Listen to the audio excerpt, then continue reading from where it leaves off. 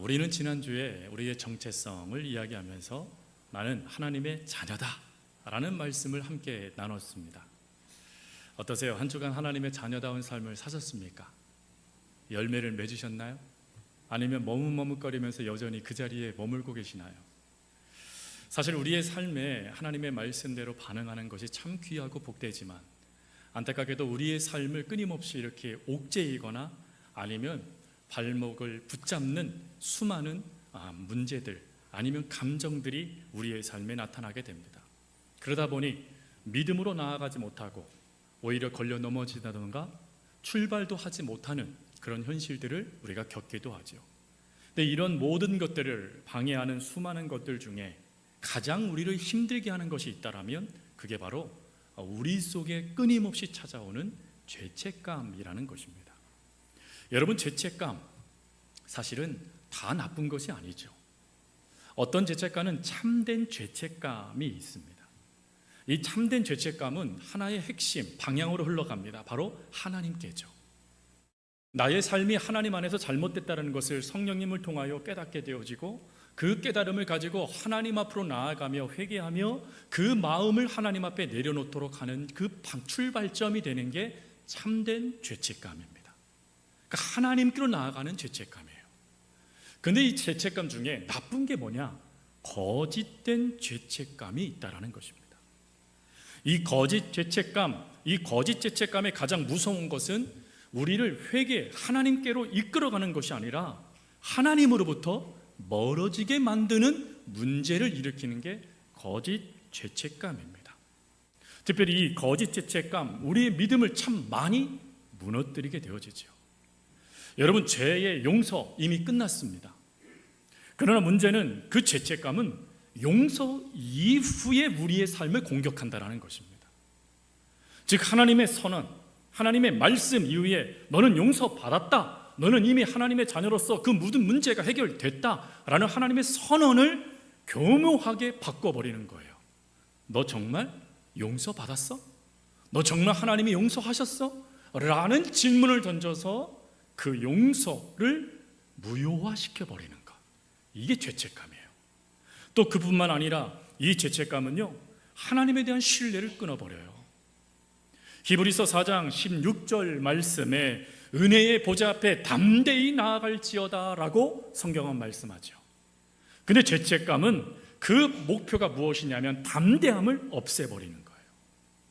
그래서 하나님 앞에 담대하게 나아가지 못하고 오히려 하나님 앞에서 도망치게 만들어버리는 것, 하나님부터 멀어지게 만드는 것, 이게 죄책감입니다. 심지어 이 죄책감은 우리의 정체성도 공격하죠. 여러분, 우리의 정체성 첫 번째 주에 뭐라고 말씀드렸죠? 우리는 하나님의 자녀다 라고 말씀을 드렸잖아요. 근데 이거를 교묘하게 공격을 해요. 교묘하게 공격을 해서 하나님의 그 선언과 같은 그 말씀을 바꿔버립니다. 그리고는 뭐라고 어디까지 우리를 끄집어내리냐면 너는 여전히 그때 그 죄인이야 라고 하며 하나님으로부터 죄의 용서함을 받아 하나님의 자녀가 된 그 놀라운 선언을 무효하여 너는 예전의 그 모습 그대로 그거밖에 되지 않는 존재야 라고 하며 우리를 무너뜨린다는 겁니다. 심지어요, 이 죄책감은 사단이 가장 효율적으로 사용하는 무기라고 하죠. 사실 죄로 한 사람을 넘어뜨리려면 수많은 방법들을 써야 됩니다. 그렇죠? 한 번 사단이 했던 거 또 하지 않습니다. 바꿔서, 교묘하게 바꿔서 우리를 넘어뜨리죠. 그런데 죄책감은 달라요. 죄책감은 평생 사용할 수 있는 무기입니다. 즉 한 사람이 죄책감으로 무너졌던 그 상황을 마귀 사단은 알고 있기 때문에 그것을 가지고 끊임없이 과거를 가지고 그 한 사람을 공격할 수 있는 무기로 삼는 것, 그게 죄책감이에요. 여러분들은 어떤 죄책감이 있으십니까? 여러분들은 어떤 죄책감 때문에 오늘도 하나님 앞에 담대히 나아가지도 못하고 오늘도 주눅이 들고 하나님의 긍휼만 요청하십니까? 오늘 말씀은 이런 죄책감으로 말미암아 하나님의 정체성의 혼란을 겪고 믿음의 진보도 제대로 나타나지 못하고 오늘도 그저 그런 인생처럼, 아니 이전보다도 못한 인생처럼 무너져가고 있는 우리의 인생을 향한 하나님의 말씀이에요. 오늘 그 말씀의 핵심은 너는 나의 피조물이라는 것입니다. 오늘 그 하나님께서 나의 피조물이다 라고 말씀하시는 오늘 본문과 에베소서의 말씀을 통하여 우리는 어떻게 하면 이 거짓 정체성, 거짓 죄책감의 문제를 해결하여 바른 정체성을 세워갈 것인가에 대한 하나님의 말씀을 함께 나누겠습니다. 먼저 첫 번째, 정체성의 재확립을 하셔야 돼요. 그것은 나는 새로운 피조물이다 라는 것이에요. 사실 우리는 수많은 거짓 죄책감 때문에 너무 많이 넘어집니다. 심지어 끊임없이 그것 때문에요, 하나님 앞에 눈치를 보는 인생의 모습도 나타나게 되죠. 그러면 하나님의 말씀이 무효화된 것일까요? 하나님의 선언이 거짓인 것일까요? 오늘 말씀에 분명히 하나님은 뭐라고 말씀하셨냐면, 그런즉 우리는 새로운 피조물이다 라고 말씀을 하셨어요. 그러면 새로운 피조물, 새롭게 됐다라는 이 의미가 무엇입니까? 사실 이 의미를 우리가 제대로 모르다 보니까, 아니 알더라도 대충 알다 보니까 여기에서 혼란이 발생되어져서 하나님에 대한 분명한 확신을 놓치게 되는 거예요. 신약 성경에 새롭다라는 이 단어는 크게 두 단어로 쓰여지게 됩니다. 한 단어는 네오스라는 단어이고 또 한 단어는 카이노스라는 단어예요. 근데 우리가 이 네오스와 카이노스 중 어디에 우리 자꾸 마음을 이 새롭다라는 단어에 포함을 시키냐면 네오스에 포함을 시켜요. 그럼 네오스의 의미의 뜻이 뭐죠? 네오스의 의미의 뜻은 본질은 같고 겉만 새롭다라는 뜻이에요.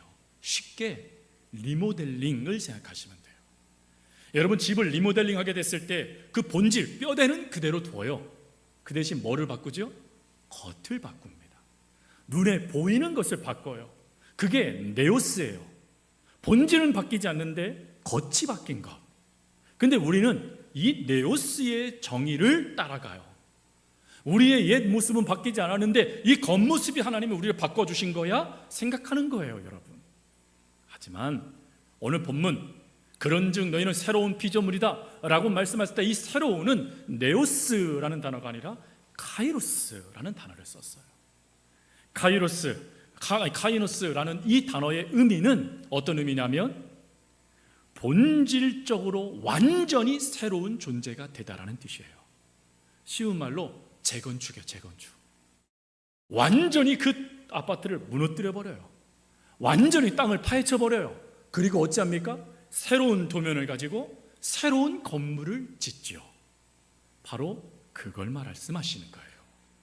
그러니 여러분, 우리는요 지금 조금 변화되어지고 있는, 조금씩 달라지고 있는 존재가 아니라는 거예요.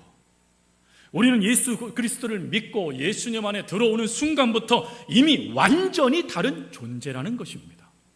이거 믿으세요? 안 믿으시잖아요. 아멘을 안 하시잖아요. 왜 아멘을 안 하세요? 내 모습을 보니까 아닌 것 같은 거예요. 여러분, 착각하시면 안 돼요. 하나님의 말씀 안에서 하나님이 여러분들을 무엇라고 말씀하시는지를 들으셔야 돼요. 그걸 진리라고 믿으셔야 돼요. 여러분들의 감정은 널뛰기를 해요. 여러분, 오늘 은혜 받았다고 내일도 은혜의 감정이 충만해지나요? 아니요. 문을 나서는 순간 그 은혜 다 쏟아버려요. 그게 감정이에요. 여러분, 이 감정에 속지 마세요. 안타까운 것은 이 감정을 사단이 공격해요. 한순간에 무너뜨려요. 분명한 것은 하나님이 여러분들을 뭐라고 말씀하셨냐면 예수 그리스도를 믿는 순간 내가 너희들을 완전히 다른 존재로 바꾸었다 라고 말씀하신다는 거예요. 그렇게 말씀하시고 또 거기서 끝나지 않고 피조물이라는 단어까지 쓰셨어요.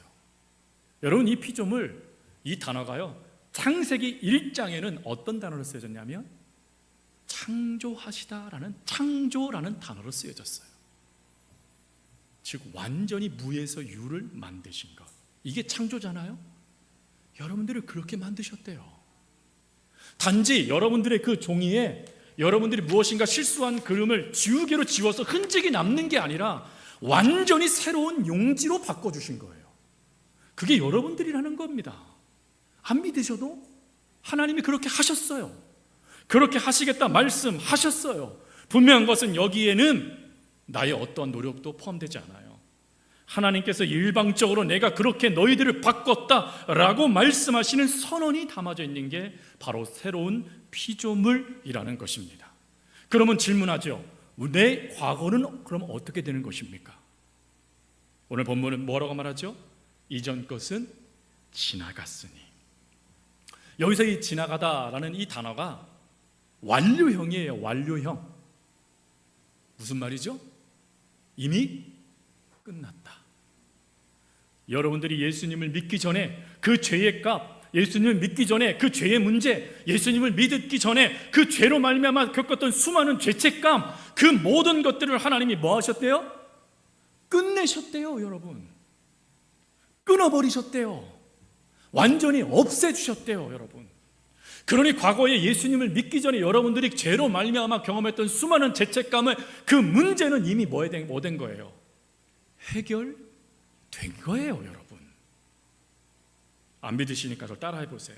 제가 앞에 분을 이야기하면 여러분들이 끝났습니다 이렇게 대답하는 거예요. 안 믿으시니까 일부보다 더 대답이 없으시네요. 자, 과거에 나의 죄, 확신을 가지고요. 끝났습니다 이러지 마시고, 끝났습니다. 그 죄가 남긴 죄책감, 끝났습니다. 그 죄로 인한 상처, 끝났습니다. 옛날에 나를 규정하던 그 죄의 모습들, 끝났습니다. 여러분들의 죄의 값을 물어오는 거나 감정적으로 그 요동치는 수많은 문제들은 더 이상 존재하지 않는다라는 것이에요. 여러분, 이것을 믿고 한 사람은 하나님의 놀라운 은혜의 역사에 반응하며 삶을 살아갑니다. 누구냐면 사도 바울이에요. 여러분, 사도 바울은 그가 사울이었을 때 예수님께 너희가 왜 나를 핍박하느냐라는 그 말을 직접적으로 들은 핍박자입니다. 그래서 그가 스스로를 뭐라고 표현했죠? 나는 죄인 중에 괴수입니다. 그가 자신의 솔직한 고백이에요. 근데 그가 그 고백을 하고 즉시 그 삶 가운데 하나님의 눈치를 보며 어쩔 줄 몰라 했나요? 아니요. 여러분, 나는 죄인 중에 괴수입니다 라는 다음에 그 주옥 같은 말씀이 이어져요. 그러나 이 나의 나된 것은 오로지 하나님의 은혜입니다. 이게 연이어 나타나는 말씀이에요. 여러분, 즉 사도 바울은 과거의 그 잘못된 것들, 그 죄책감의 문제들이 얼마든지 사울이 되어 그의 사역을 방해할 수 있었어요. 그러나 그럴 때마다 그는 그걸 그대로 내버려 두지 않아요. 오히려 그 죄책감의 문제를 하나님의 은혜로 채워버려요. 그리고는 선언합니다. 하나님, 나는 사울의 인생이 아니라 하나님의 이방 선교로 부르신 바울의 인생을 살아가겠습니다. 새로운 존재, 새로운 존재로 그가 사역을 감당하는 사역자가 된 거예요. 사랑하는 성도 여러분, 오늘 하나님이 우리들에게 들려주고 싶은 복음은 바로 이것입니다. 여러분들이 아무리 큰 죄가 있고 그 죄로 말미암아 나타나는 수많은 죄책감이 여러분들을 끊임없이 믿음의 발걸음을 멈추게 만든다 할지라도 하나님은 말씀하세요. 그것은 이미 내가 끝냈다. 그것은 이미 내가 끝냈다. 그것은 더 이상 너희들에게 어떠한 권리도 주장할 수 없다라고 말씀하셨어요. 그러니 여러분, 이 말씀을 묻고 죄책감은 더 이상 여러분들에게 권리 주장하지 않도록 선언하세요. 나는 이미 그 문제에서 해방됐다. 하나님이 그 문제를 해방해 주셨다. 해결해 주셨다. 이렇게 선언하고 다시금 그 자녀로서 서가는 것, 그게 나는 새로운 피조물이다라는 정체성이에요. 잊지 마세요. 여러분들의 모든 것을 하나님이 뭐 하셨어요? 예수님을 믿는 순간 끊어버리셨어요. 다 해결하셨어요. 죄와 사망의 법에서 우리를 해방시키셨어요. 여러분, 그러니 믿고 그 정체성으로 서십시오. 그런데 여러분, 딱 그래 나는 그런 사람이야 했는데 왜 실패할까요? 왜 또 죄책감이 우리를 무너뜨릴까요? 그래서 두 번째 말씀이 중요한 겁니다. 두 번째 말씀의 제목은 삶의 선택, 나는 날마다 새 사람을 입는다라는 것이에요. 조금 전에 말씀드린 대로 분명히 믿는데, 분명히 아는데 그 죄책감이 끊임없이 나타나요. 심지어 내가 하나님의 은혜 가운데 그 모든 것들이 해결됐다라고 내가 확신했는데 어느 순간 그게 나타나 내 감정을 무너뜨릴 때가 너무 많죠. 기도할 때라든지 아니면 하나님 말씀을 듣는 이 자리에서도요, 그 죄책감의 문제가 불쑥 튀어나와 여러분들의 감정을 지금 요동치게 만들 수도 있습니다. 심지어 여러분 죄의 존재나 활동 자체가 끝나지 않았으니, 끊임없이 죄의 문제들이 우리의 삶에 나타나고 있으니 왜 이렇게 힘들지? 라는 것에 답이 될 수도 있어요. 그러나 이보다 더 큰 답은 사실은 하나님의 놀라운 그 역사가 우리 가운데 이루어졌다는 걸 알지만, 안타깝게도 나의 느낌과 내 감정과 내 습관이 여전히 과거에 남아있기 때문에 그렇죠. 하나님이 우리를 분명히 해방시켜 주셨는데 다시 그곳으로 들어가는 거예요. 예전에 한 동영상을 좀 봤는데 참 머리에 탁 남더라고요. 그게 뭐냐면 사자가 두 마리가 있었는데, 한 마리 형 사자가 어렸을 때 사람들에서 잡혀서 서커스단에 팔린 거예요. 근데 이 둘째 동생은 그 형이 팔려간 걸 보고 내가 크면 꼭 형을 구해야지 하는 생각을 품어요. 실제 그런지 모르겠습니다. 근데 어느 날 드디어 기회가 왔어요. 그래서 동생이 서커스단에 딱 습격을 해가지고 사람들 해치지 않고 으르렁 거린 다음에 그 앞에서 재롱 떨고 있는 형에게 말합니다. 형, 나를 따라와. 나를 따라오면 저 푸른 초원으로 우리가 가서 평화롭게 살 수 있어. 이야기를 합니다. 자, 형 빨리! 외치고 동생 사자가 달려요. 근데 뒤를 돌아보니까 형이 없어졌어요. 형이 어디 갔을까요? 우리 안으로 들어가 있는 거예요. 내가 안전한 곳은 그곳이야. 내가 안전한 곳은 그곳이야 하면서 거기에서 벌벌 떨고 있는 거예요. 그 모습을 보고 동생이 말합니다. 형, 나를 믿고 한 번만 뛰어. 나를 믿고 한 번만 뛰어. 그래서 그 말에 용기를 내어 뛰기 시작합니다. 그랬더니요, 자유가 그에게 보상처럼 주어지는 거예요. 성도 여러분, 과거의 그 삶이 익숙하고 편해 보여요. 그게 좋은 것 같아요. 그러다 보니까 그 자리로 여러분들도 모르는 사이에 그 문제가 발동될 때마다 그 자리로 들어갈 수 있어요. 그게 우리들의 모습이기도 해요. 그러나 분명한 것, 하나님은 여러분들의 그 모든 것들이 되살아나는 그 자리일지라도 여러분들의 그 문제를 해결하시며 여전히 여러분들을 사랑해 주시는 분이시라는 거예요. 그래서 그 하나님을 바라보고 내 모든 죄값, 이 모든 것들을 하나님이 치르신 그 역사를 믿고 나아가길 원하신다라는 거예요. 하지만 끊임없이 우리는 넘어져요. 끊임없이 우리는 그 자리로 돌아가요. 그래서 오늘 사도 바울이 그렇게 힘주어 말한 거예요. 에베소서 4장 22절 24절 말씀, 너희는 유혹의 욕심을 따라 썩어져가는 구습을 따른 옛사람을 벗어버리고 오직 너희 심령이 새롭게 되어 하나님을 따라 의와 진리와 거룩함으로 지으심을 받은 새 사람을 입으라. 여러분, 여기에서 이 벗어라, 입어라 라는 이 단어가요, 현재 진행형으로 되어져 있어요. 무슨 말이죠? 한 번 벗어서는 안 된다는 거예요. 매일매일마다 벗어야 된다는 거예요. 또 매일매일마다 새 사람을 입어야 된다는 것입니다. 왜요? 왜 그렇죠? 여러분들이 아는 것보다 죄가 무서워요. 여러분들이 아시는 것보다 죄는 강력해요. 여러분, 심지어 죄에 놀라운 관성력이 있어요. 그 관성력은 뭐냐? 끊임없이 여러분들을 죄의 자리로 이끌어 버리는 거예요. 하나님 없이 말입니다. 하나님과 함께 그 문제로 나아가면 문제가 해결되어져요. 근데 죄의 무서운 점은 하나님을 놓치게 만들고 그 문제의 자리로 여러분들을 강력하게 이끈다라는 것입니다. 그러니 어찌 되겠습니까? 그 끌어다니는 힘에 우리가 포기해버리는 거예요. 그리고 그 죄책감에 오늘도 허덕이며 넘어지는 거예요. 끊임없이 말입니다. 그래서 사도 바울이 말한 겁니다. 날마다 벗으십시오. 날마다 새 옷을 입으십시오 라고 말한 거예요. 그래서 여러분, 이것은 단순히 내가 옷을 입고 벗고 하는 내용이 아니라 이것은 온전하게 날마다 내가 옛 옷을 벗음을 통하여 하나님, 나는 옛 자아의 옛 죄성의 그 죄책감의 그 모든 것에 지배를 거부합니다 라는 선언이고, 이 또 새 옷을 입는다는 것은 이제 내가 온전히 하나님의 통치 아래서만 내 삶을 살아가겠습니다 라는 고백이에요. 그래서 이 고백을 신학자들은 뭐라고 표현하냐면 신앙생활의 생존 결단이다라고 이야기해요. 여러분들의 신앙의 성공과 실패는 여기에 달려있다는 거예요. 여러분, 끊임없이 죄책감이 밀고 들어올 때 그 옷을 어찌해야 되죠? 벗으셔야 돼요. 벗으세요. 목사님 안 벗어지는데 어떡해요? 그래서 오늘 성경은 중요한 걸 말해요. 사랑하는 성도 여러분, 이런 일들 때문에 여러분들이 혹 그 문제를 해결하지 못한다면 두 가지만 기억하세요.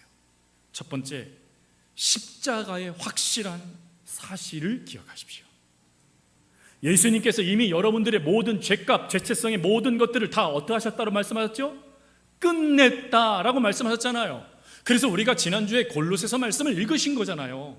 하나님이 이미 지불하셨어요. 죄값을. 끝난 거예요. 그러니 선언하세요. 네가 지금 말하는 그 모든 것 하나님이 이미 용서하셨다.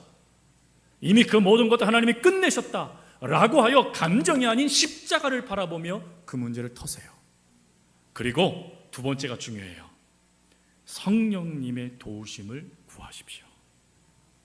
자, 한 사람을 소개시켜 드리겠습니다. 바로 예수님의 제자 베드로예요. 여러분, 예수님의 제자 베드로도 실패했죠. 그의 엄청난 죄책감의 무게들이 있죠. 그래서 그는 예수님이 부활하셨을 때도 제대로 예수님과의 기쁨을 누렸나요? 아니요. 돌아가자. 과거로 돌아가 버려요. 예수님을 피해 도망쳐 버려요, 여러분. 그 피해 도망치는 베드로를 예수님이 끝까지 쫓아오셔서 만나시죠. 그리고 사명을 맡기십니다. 그리고는 후에요. 놀랍도록 설교 한 편으로 5,000명, 3,000명을 회개시키는 능력의 사도가 되어집니다. 그런데 성도 여러분, 베드로가 어떻게 이런 능력을 발휘할 수 있었죠? 베드로가 어떻게 이런 놀라운 사도의 사명을 끝까지 감당할 수 있었지요? 사도행전 1장, 오직 성령이 임하셨기 때문이에요.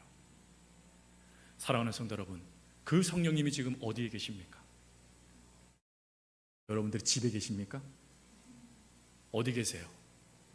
내 안에 계시죠. 여러분들의 실패의 그 자리에 성령님이 계실까요? 안 계실까요? 죄책감이 밀려오고 있는 그 자리에 성령님이 계십니까? 안 계십니까? 계십니다, 여러분. 그러니 그 성령님께 온전하게 의존하는 것, 그리고 그 성령님께 나를 맡기는 것, 이게 해결책이에요.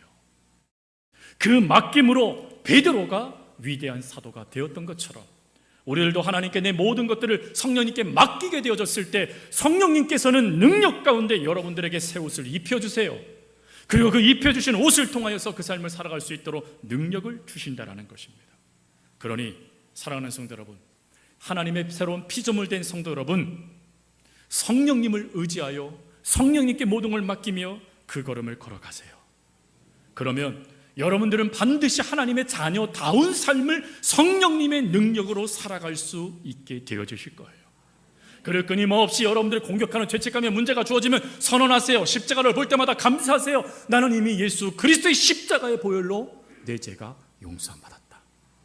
여러분, 이것은 그럴 것이다가 아니에요. 그렇다라는 하나님의 말씀이에요. 그러니 이 말씀을 의지하여 하나님의 자녀답게 살아갈 수 있는 저와 여러분이 될 수 있길 바랍니다.